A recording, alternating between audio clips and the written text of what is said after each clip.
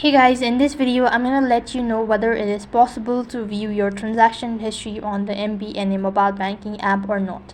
So it is possible to view your transaction history directly within the MBNA mobile banking app.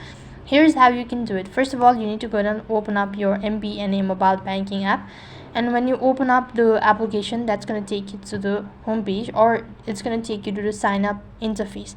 So you're going and enter in your credential and log in into your account. Once logged in, then you could go and navigate the section of the app that provides account details.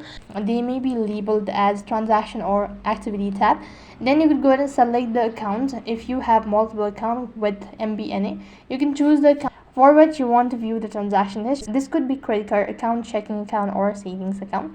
And within the account details or transaction history section, you should see a list of recent transactions associated with the selected account.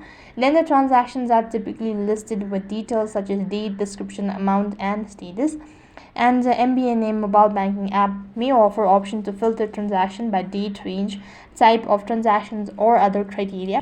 Additionally, you may be able to search for the specific transaction using keywords or amount. Then you go ahead and review and analyze it. You could go ahead and explore the additional features. So by following this step, you can easily view your transaction history directly with the MBNA mobile banking app.